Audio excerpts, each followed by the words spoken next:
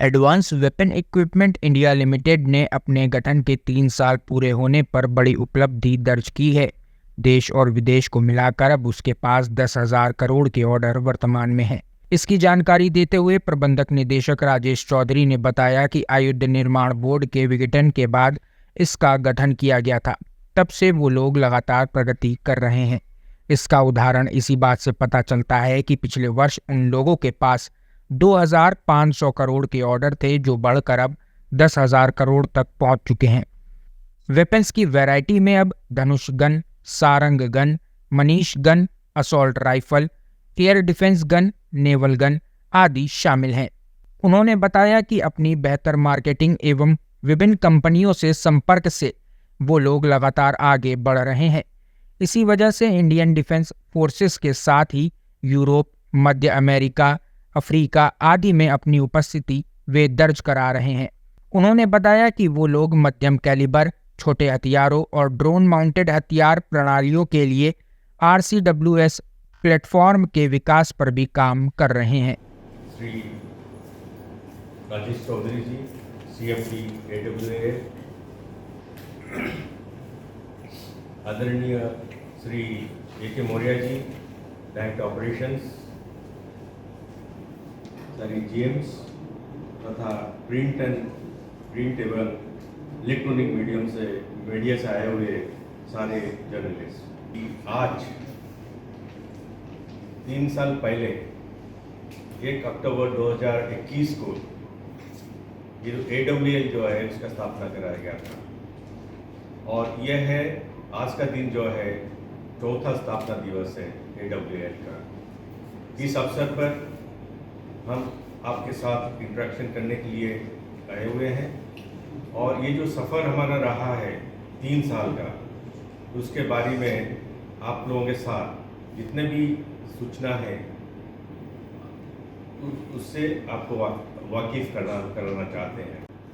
जिसके अंदर 41 निर्माणियों होता था, उसको 7 DPSU में परिवर्तन कराया गया। उसके बाद में और उसके चलते ये AWL का स्थापना कराया गया है। जैसे कि आपको पता है कि ये AWL जो होता है उसका पूरा फॉर्म यह है advance weapons and equipment India limited, और ये जो होता है वेपन सिस्टम पर हमारा स्पेशलाइजेशन है। और 3 साल का जो सफ़र रहा है, जो उसमें हमारा कई सारी चीज़ अचीवमेंट हुआ है, और क्या क्या चीज़ हम लोग किए हुए हैं, किस दिशा में हम बढ़े हैं, हमारा ऑर्डर पोजीशन क्या है, हमारा जो स्ट्रेटेजी क्या, बिजनेस स्ट्रेटेजी क्या है जाएगा। इसी कंपनी का जो मेजर प्रोडक्ट्स हैं वो वेपन्स हैं, जिसमें आर्टिलरी गन्स,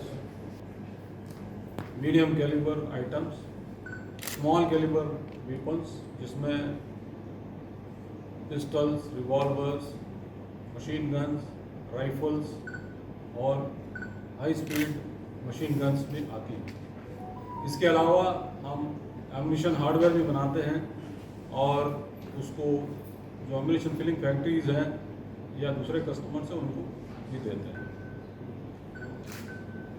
जब हम कॉर्पोरेटाइज हुए थे उस वक्त हमारे पास में करीब 4,600 करोड़ रुपए के ऑर्डर्स थे। करोड़ रुपए के ऑर्डर्स करीब हासिल किए हैं, और 5,100 करोड़ रुपए के ऑर्डर्स। सबसे बड़ी उपलब्धि ये है कि जो हमारे पास ऑर्डर्स थे उनका हम निष्पादन करते जा रहे हैं, और जो उत्पादन हम पहले करते थे कॉर्पोरेटाइजेशन के पहले 5 वर्षों तक, उससे ज़्यादा उत्पादन हमने कंटिन्यूसली 3 साल में किया है, और हर वर्ष उसको बढ़ाते जा रहे हैं। पिछले वर्ष हमने करीब 2,500 करोड़ रुपए का उत्पादन किया है, और जो उसके पिछले वर्ष के कंपैरिजन में करीब 10% ज़्यादा है। और इसके अलावा जो हमारे पास ऑर्डर्स हैं वो भी कंटिन्यूसली ग्रो कर रहे हैं, और आज हमारे पास में 10,000 करोड़ से ऊपर ऑर्डर्स हैं। सर, वेपन्स कौन कौन से हैं जिस पर आप काम कर रहे हैं, और आगे वाला जो टारगेट है वो कितना होने वाला है?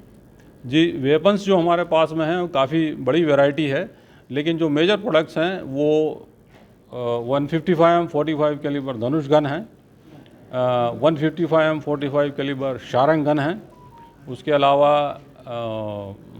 मशीन गन्स हैं, तिरछी असॉल्ट राइफल हैं, और एम्यूनिशन हार्डवेयर के भी काफ़ी ऑर्डर्स हमारे पास में हैं, जिसमें देश के भी हैं और विदेश के भी हैं। सर पहले के अकॉर्डिंग जो ऑर्डर हैं ऑर्डर्स बढ़ने का मुख्य कारण दो हैं। एक तो ये है कि आपकी मार्केटिंग होना चाहिए, आप में क्षमता होना चाहिए ऑर्डर्स को हासिल करने के लिए, और आपके रेट सही होना चाहिए, और आप वो प्रोडक्ट ऑफ़र कर पाना चाहिए जो कस्टमर को चाहिए। खासकर से पहले की अपेक्षा उसमें बदलाव ये है कि हमारी अप्रोच कस्टमर्स की तरफ बदल गई है, और पहले हमें अश्योर्ड ऑर्डर्स मिला करते थे डिफेंस फोर्सेस से ही खाली, तो हम उन पर भी डिपेंड ही रहते थे हमेशा ही।